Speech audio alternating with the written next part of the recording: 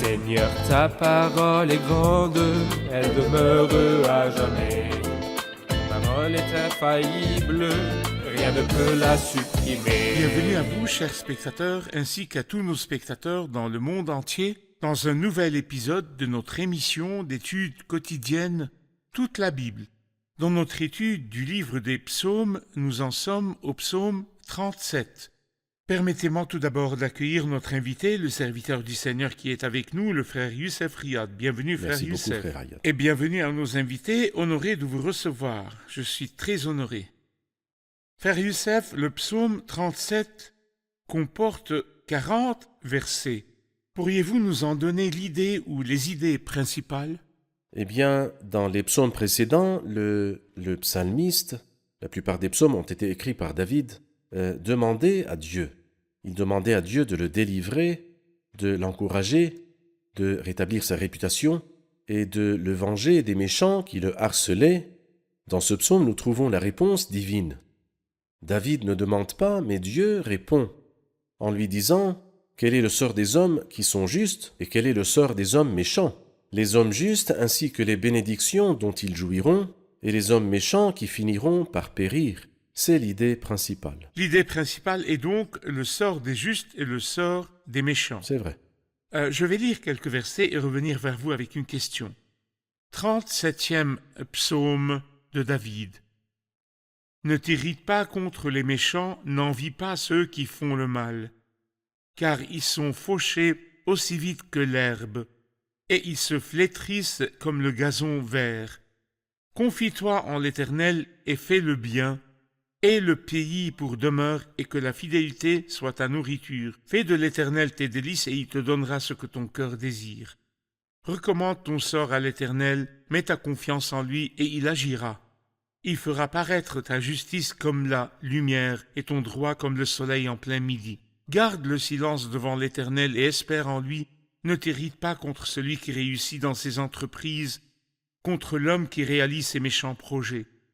Laisse la colère, abandonne la fureur, ne t'irrite pas, ce serait mal faire, car les méchants seront exterminés, mais ceux qui espèrent en l'Éternel possèdent le pays. Encore un peu de temps et le méchant n'existe plus.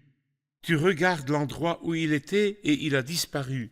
Les humbles possèdent le pays et ils jouissent d'une paix abondante. Frère Youssef, les versets au début du psaume, ne t'irrite pas contre les méchants, n'envie pas ceux qui font le mal, car ils sont fauchés aussi vite que l'herbe. Il parle du sort des méchants comme de l'herbe, mais il dit vite. Nous ne voyons pas que c'est vite. Nous voyons qu'il s'agit d'une longue histoire et que les méchants semblent avoir le dessus en ce moment. Vite, selon quels critères? Les critères de l'éternité. C'est-à-dire quand nous mesurons notre vie à nous, en fait notre vie passe très vite. Notre vie entière, comme il le dira, est une ombre, une vapeur qui paraît pour un instant et qui disparaît ensuite. Mais qu'en est-il de l'éternité qui commence et ne finit jamais? Qu'en est-il d'elle? Ils sont vite fauchés, aussi longtemps que vous vivrez dans ce monde. Vous mourrez certainement un jour. C'est-à-dire que l'être humain qui ne pense pas du tout à l'éternité est un homme pauvre, ignorant, parce que la vie, si longue soit-elle, est très courte par rapport à l'éternité. Quand il décrit les méchants, il les décrit comme de l'herbe verte coupée et sans racines.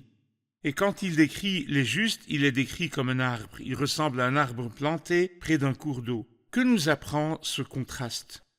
Il nous apprend la fermeté de l'arbre, elle nous apprend l'utilité de l'arbre, c'est-à-dire qu'il a été planté dans un but divin près d'un cours d'eau. Tels sont les justes. Quant aux méchants, il dit qu'ils sont fauchés aussi vite que l'herbe, c'est-à-dire qu'ils ne sont ni permanents ni fermes, mais sur la terre.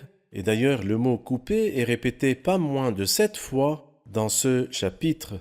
Couper, couper, couper. Donc les méchants vont certainement passer, mais les saints ou les croyants ou les pieux reçoivent un royaume qui est inébranlable ici et dans l'éternité. Parfait. Ainsi, comme vous l'avez souligné, face au mot coupé pour les méchants vient le mot hérité Oui, pour les justes. Très bien. Ils sont coupés et les justes hérite, héritent. c'est vrai. L'appel ici, confie-toi en l'Éternel et fais le bien et le pays pour demeure et que la fidélité soit ta nourriture, fais de l'Éternel tes délices et il te donnera ce que ton cœur désire. Le mot le plus célèbre de ce quatrain est sans doute fais de l'Éternel tes délices et il te donnera ce que ton cœur désire. Ce mot fait partie d'une chaîne précédée d'autres maillons. Confie-toi en Dieu, fais le bien et le pays pour demeure, vis dans la fidélité, fais de Dieu ses délices. De quoi s'agit-il? Eh bien, c'est le mode de vie de l'homme saint. Le saint est un homme qui se confie en Dieu. Le saint est un homme qui fait le bien.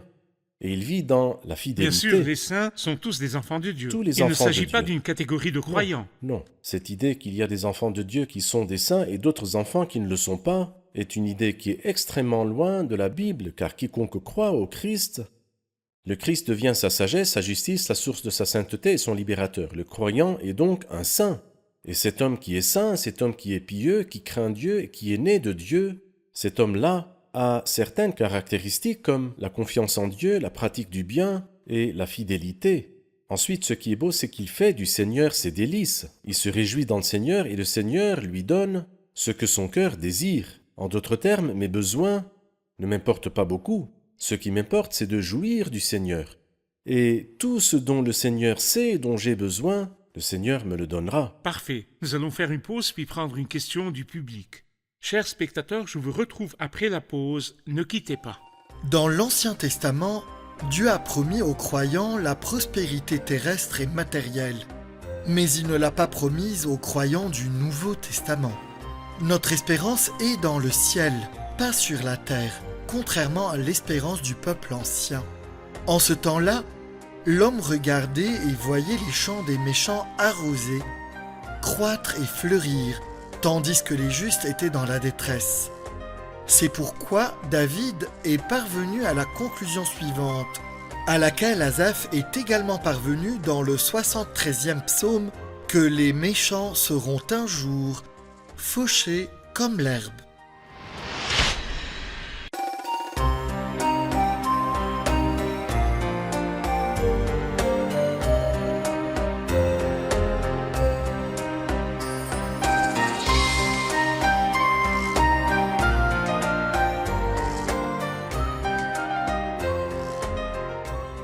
Nous revoici, chers spectateurs, pour prendre une question du public. Le verset 4 dit « Fais de l'Éternel tes délices et il te donnera ce que ton cœur désire. » Cela signifie-t-il que tout ce que je demande du Seigneur, il me le donnera? Cela signifie-t-il que la question est ouverte? Tout ce que je demande au Seigneur, il me le donnera? Il y a la condition et sa réponse. Allez-y. Fais de l'Éternel tes délices. C'est-à-dire, le croyant qui est saint et pieux et qui est né de Dieu, qu'est-ce qui le réjouit dans l'univers? Le péché? Les convoitises du monde? Qu'est-ce qui le réjouit? Fais de l'Éternel tes délices. Cela me rappelle ce que le Christ a dit dans l'évangile de Jean au chapitre 15. Si vous demeurez en moi, et que mes paroles demeurent en vous, vous demanderez ce que vous voudrez. L'homme qui demeure dans le Seigneur et les paroles du Seigneur demeurent en lui, que voudra-t-il? Voudra-t-il une renommée mondiale, la convoitise du monde, ou bien la vengeance de ses ennemis? Est-ce ce qu'il demanderait? Non, si le Seigneur demeure en moi, si je demeure en lui, si ses paroles demeurent en moi, à ce moment-là, toutes mes demandes, toute ma volonté sera sanctifiée. Fais de l'Éternel tes délices. Comment sera le désir de votre cœur? Il se conformera au Se Seigneur. conformera à Dieu, des choses qui se conforment au plaisir dans le Seigneur. Dieu vous donnera ce que votre cœur désire. Très bien, parfait. Quand il nous appelle au verset 5, « Recommande ton sort à l'Éternel, mets ta confiance en lui et il agira, il fera paraître ta justice comme la lumière et ton droit comme le soleil en plein midi. » Parlez-nous de la partie où Dieu me défend et fait paraître ma justice, quand je suis silencieux et que je ne peux pas parler, que je m'appuie sur le Seigneur. Recommande ton sort à l'Éternel, mets ta confiance en lui, il agira, il fera paraître ta justice comme la lumière et ton droit comme le soleil en plein midi. En fait, l'homme pieux ne se défend pas ou ne s'inquiète pas trop de cela. S'il a l'occasion de se défendre, il n'y a pas de problème. S'il est opprimé, il doit faire confiance à un Dieu qui est juste. Si tu vois dans une province le pauvre opprimé, le droit et la justice violés, ne t'en étonne pas car un homme de rang plus élevé est placé sous la surveillance d'un autre de rang plus élevé. Je pense que c'est une image merveilleuse que celle d'un homme qui a recommandé son sort à Dieu et Dieu a fait paraître son droit et sa justice, qui est Joseph. Il a été opprimé, mais n'a pas voulu détruire le foyer. Il aurait pu dire des choses, mais cela aura détruit le foyer de Potiphar et la méchante femme de Potiphar. Alors donc il a choisi de se taire, et le résultat était que Dieu l'a honoré. Il a fait paraître sa justice comme la lumière et son droit comme le soleil en plein midi. Comme le soleil en plein midi signifie que personne n'en disconviendra, Oui. car tous étaient d'accord pour dire que Joseph méritait d'être honoré et exalté, et d'être second dans le royaume. Ce Joseph, qui a dit non au péché, toute l'Égypte s'est prosternée devant lui. Parfait, parfait. Dans les parties suivantes, frère Youssef, du verset 12 au verset 24, il parle de sagesse et de proverbes qui ressemblent un peu au livre des proverbes. Passons au verset 16. « Mieux vaut le peu du juste que l'abondance de nombreux méchants, car la force des méchants sera brisée, tandis que l'Éternel soutient les justes. » Que voyez-vous là? En effet, des proverbes, comme vous le dites, mieux vaut le peu du juste. C'est-à-dire vous pouvez avoir peu, mais cela vaut mieux que l'abondance de nombreux méchants, car c'est la bénédiction de l'Éternel qui enrichit et il ne la fait suivre d'aucun chagrin. Et c'est pourquoi le verset suivant dit aussi « car la force des méchants sera brisée ». Ils s'appuient sur les bras des hommes, ils s'appuient sur leurs propres bras, tandis que l'Éternel soutient les justes. Je ne m'appuierai jamais sur ma force ni sur ma sagesse. Ou comme Jérémie le dit, que le sage ne se montre pas fier de sa sagesse, que le fort ne se montre pas fier de sa force, que le riche ne se montre pas fier de sa richesse. Il y a autre chose sur laquelle nous pouvons compter, et c'est dans ce verset « l'Éternel soutient les justes ». Permettez-moi de lire quelques versets à partir du verset 18. « L'Éternel connaît les jours des hommes intègres, et leur héritage dure éternellement. Ils ne sont pas couverts de honte quand vient le malheur, et ils sont rassasiés quand la famine est là. Tandis que les méchants disparaissent, les ennemis de l'Éternel connaissent le même sort que les plus beaux pâturages. Ils s'évanouissent comme une fumée. Le méchant emprunte et il ne rend pas, le juste est compatissant et il donne. Car ceux que l'Éternel bénit possèdent le pays, et ceux qu'il maudit sont exterminés. » Que voyez-vous dans ces mots? Les méchants, les ennemis, connaissent le même sort que les plus beaux pâturages, ou dans la Bible à référence croisée comme la graisse des agneaux. Lorsque cette graisse est mise sur le feu, elle se désagrège et fond très rapidement. Et les jours des méchants finissent aussi vite que les plus beaux pâturages ou que la graisse des agneaux. Ils s'évanouissent comme une fumée. Le méchant emprunte et il ne rend pas, alors que le juste est compatissant et il donne. Au contraire, l'homme qui est méchant emprunte et il ne rend pas. Il s'endette de tout le monde et ne peut rembourser personne. Exactement. Par contre, l'homme qui est juste, malgré sa situation financière, il s'en sort bien, Dieu pourvoit à ses besoins. Donc il est compatissant et il donne. Et effectivement, j'ai vu cela de mes propres yeux chez beaucoup de gens dont les revenus étaient simples, mais qui étaient des gens pieux. Et en fait, ils ont prêté de l'argent à des gens qui étaient peut-être beaucoup plus riches qu'eux, mais dont la vie était désordonnée. Alors donc, c'était les gens justes, les gens pieux, qui donnaient de ce qu'ils ont à ces hommes qui étaient riches et qui vivaient sans la crainte de Dieu. Nous opposons maintenant le sort des méchants qui périssent et s'évanouissent. Je ne parle pas d'évanouissement dans le sens d'anéantissement, mais de perte. Mais il parle des justes et dit qu'ils posséderont. Mais lorsqu'il parle ici d'héritage, il dit qu'ils posséderont le pays. Comment comprendre la question de la terre, de la possession de la terre et de son habitation à la lumière du Nouveau Testament? Bien sûr, par rapport à eux, pour qui ce psaume a été écrit, et pour David, bien sûr, ils posséderont la terre. Et si nous parlons aussi du reste pieux dans le futur, ils posséderont la terre. Et le Seigneur a dit dans le Sermon sur la montagne, « Heureux ceux qui sont doux, car ils hériteront la terre. Quant à nous, avons-nous des bénédictions terrestres? Distinguer les différentes dispensations pour avoir la bonne interprétation. Dieu nous a bénis de toute bénédiction spirituelle dans les lieux célestes. C'est pourquoi la terre ne nous importe pas vraiment beaucoup. Mais ce qui nous importe beaucoup, c'est le ciel. Si donc vous êtes ressuscités avec le Christ, recherchez les choses d'en haut où le Christ est assis. Attachez-vous aux réalités d'en haut, pas à celles qui sont sur la terre. Avant de poursuivre notre discours sur ce psaume, il me faut revenir un peu en arrière au verset 5. Vous parlez du juste et du pieux, qui recommande son sort à l'Éternel et qui est opprimé par les hommes. Et Dieu doit, selon sa fidélité, faire paraître sa justice comme la lumière et son droit comme le soleil en plein midi. Et vous avez parlé de Joseph, mais si nous passons au Christ, le seul juste, le seul pieux, lui aussi opprimé par les hommes, et dont on a dit jusqu'à sa mise dans la tombe qu'il sème le désordre dans la nation. Il y avait des accusations contre lui. Comment Dieu l'a-t-il justifié et fait paraître sa justice comme le soleil en plein midi? Eh bien, en fait, en ce qui concerne le Christ, je fais le lien entre 2 chapitres de Philippiens et 2 chapitres de 1 Pierre. Dans Philippiens 2, nous le voyons soumis, nous le voyons souffrant, mais il est silencieux. Il dit Dieu l'a élevé à la plus haute place et lui a donné le nom qui est au-dessus de tout nom. Et dans la même épître, au chapitre 3, il dit par le pouvoir qu'il a de tout soumettre à son autorité. Tout se soumettra au Christ, lui qui s'est soumis à Dieu. Et dans 1 Pierre 2 et 3, dans 1 Pierre 2, il a été maltraité. Il s'est humilié et n'a pas ouvert la bouche. Et puis il s'en remettait à celui qui juge justement. C'est la première épître de Pierre, chapitre 2. Au chapitre 3, il est monté au ciel et a reçu la soumission des anges, des autorités et des puissances. C'est donc dans le Christ que nous voyons la perfection dans les 2 cas.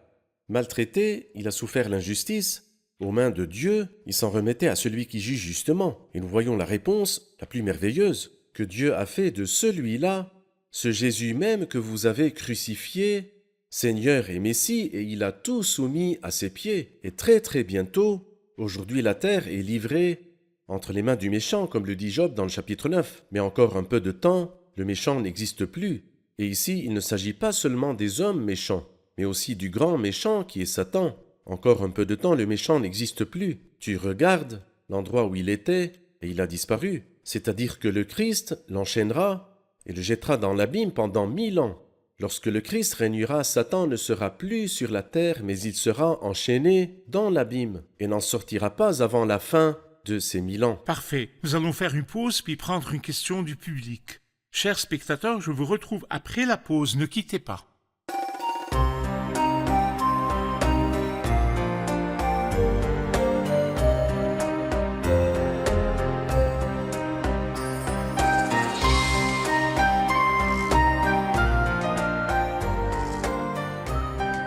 Nous revoici, chers spectateurs, pour prendre une question du public.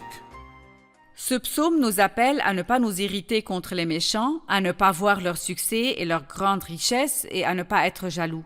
Mais la vérité est que dans la réalité dans laquelle nous vivons, nous voyons comment des gens malhonnêtes dans leur façon de faire peuvent réussir dans leur travail et comment des gens qui gagnent de l'argent par des moyens illégaux peuvent devenir très riches. Et il n'est donc pas facile de ne pas être jaloux d'eux lorsque nous voyons leur richesse et leur succès dans les affaires et les postes.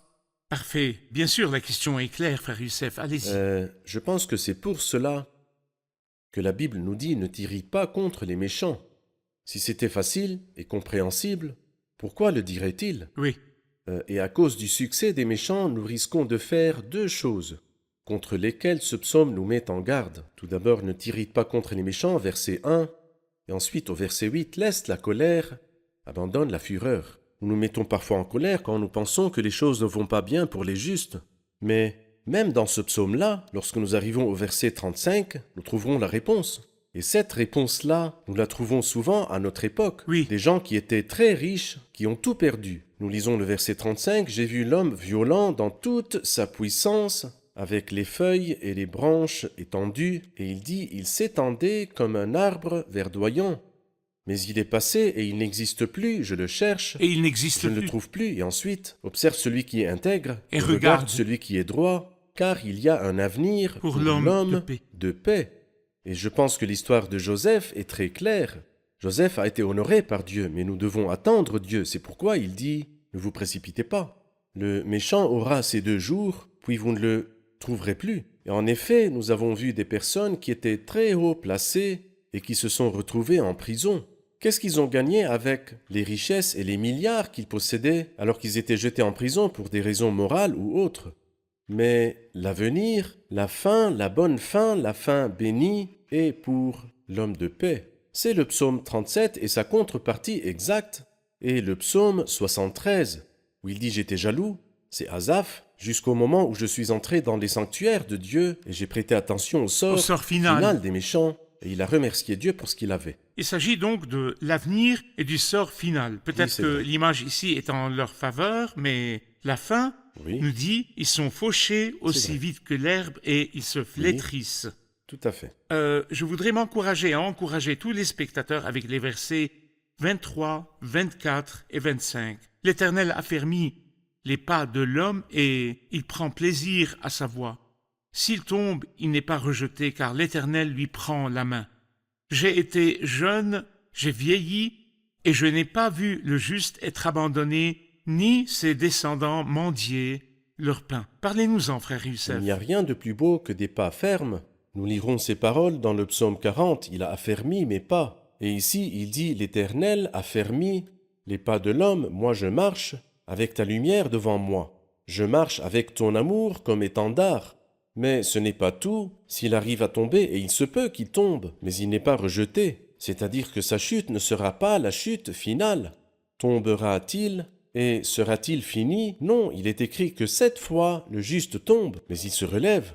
Ne te réjouis pas à mon sujet, mon ennemi, car si je suis tombé, je me relèverai. Mais le beau verset 25, j'ai été jeune, j'ai vieilli, et je n'ai pas vu le juste être abandonné. Et il dit, ni ses descendants mendier leur pain.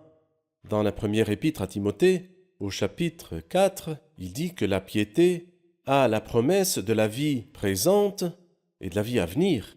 Et nous voyons par exemple qu'une femme de la communauté des prophètes cria à Élisée, « Ton serviteur, mon mari, craignait l'Éternel. Oui. Mais il a laissé la maison vide, dépourvue de tout, et il avait des dettes. Et le créancier est venu prendre mes 2 enfants. » Mais parce que son mari craignait le Seigneur, nous connaissons l'histoire d'Élisée qui a fait un miracle avec elle, et elle et sa famille ont vécu pendant des jours grâce au miracle qu'Élisée a accompli. J'étais jeune, j'ai vieilli, je n'ai pas vu le juste être abandonné, ni sa descendance mendier leur pain. La même idée se retrouve au verset 28, car l'Éternel aime ce qui est droit et il n'abandonne pas ses fidèles. Ils sont toujours sous sa garde, tandis que la descendance des méchants est exterminée. C'est vrai. Il nous donne ensuite quelques traits des justes, frère Youssef.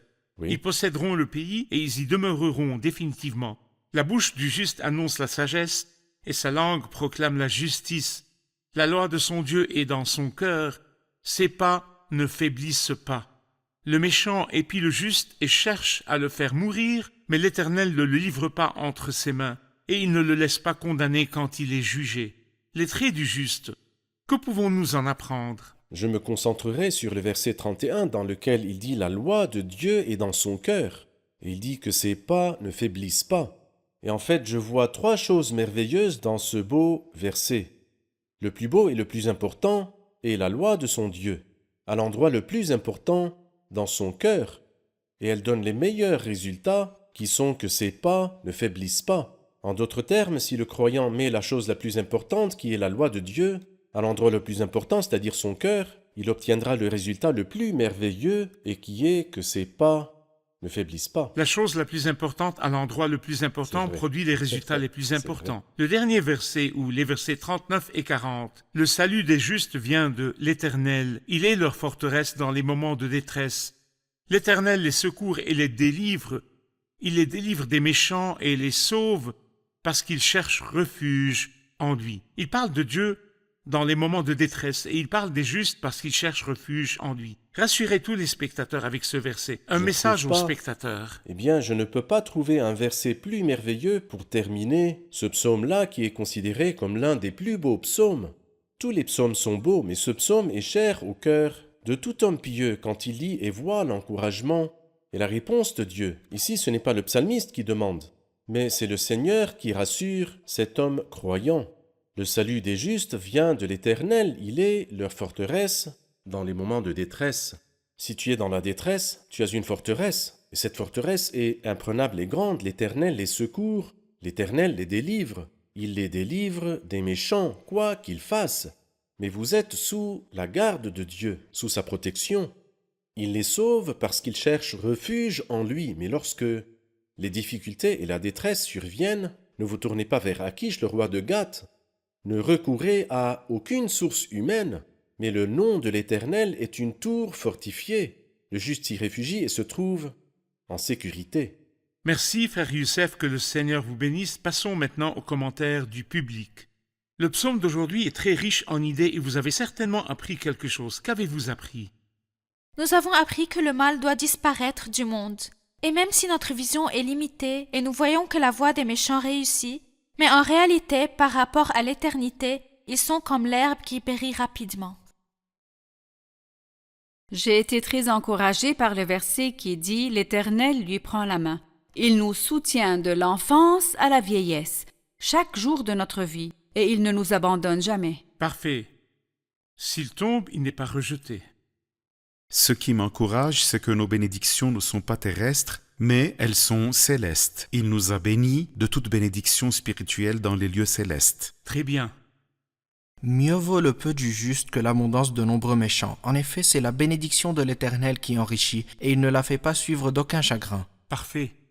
J'aime bien le verset « J'ai été jeune, j'ai vieilli et je n'ai pas vu le juste être abandonné ». Le plus beau, c'est de savoir tout au long de notre vie, quelles que soient les épreuves ou les circonstances que nous traversons, que Dieu ne nous abandonnera jamais quoi qu'il arrive. Parfait. Pour que mon chemin soit droit et que je marche sans tomber, le commandement de Dieu doit rester présent dans mon cœur. Très bien, très bien. Je dois vivre dans la fidélité et la crainte de Dieu, même si je suis opprimé, car Dieu fera paraître mon droit comme le soleil en plein midi. Parfait. Merci, que Dieu vous bénisse. Merci, frère Youssef, que Dieu vous bénisse. Chers spectateurs, de nombreux maris font le vœu d'être fidèles à leur femme dans la santé et dans la maladie, dans la faim et dans l'abondance, dans toutes les conditions de la vie. Très peu d'entre eux respectent ces vœux. Mais il y en a un qui ne revient pas sur ses paroles et qui ne changera pas ce qui est sorti de ses lèvres. David dit de lui « J'ai été jeune, j'ai vieilli, et je n'ai pas vu le juste être abandonné. » À toutes les étapes de la vie, quand j'étais jeune, au printemps de ma vie, et quand j'ai vieilli à l'automne de ma vie, il n'a pas changé ses paroles avec moi, il ne m'a pas délaissé, il ne m'a pas abandonné. Auparavant, il avait dit « Même si mon père et ma mère viennent à m'abandonner, l'Éternel m'accueillera. » Le seul qui tienne ses paroles et ses promesses, c'est le Seigneur. Par conséquent, tournez-vous vers le Seigneur si vous cherchez l'immuabilité. Tournez-vous vers le Seigneur si vous cherchez la sécurité.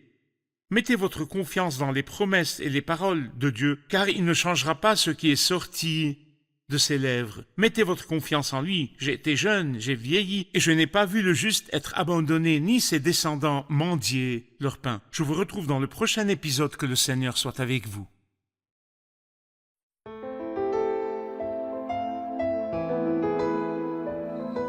Seigneur, ta parole est grande, elle demeure à jamais.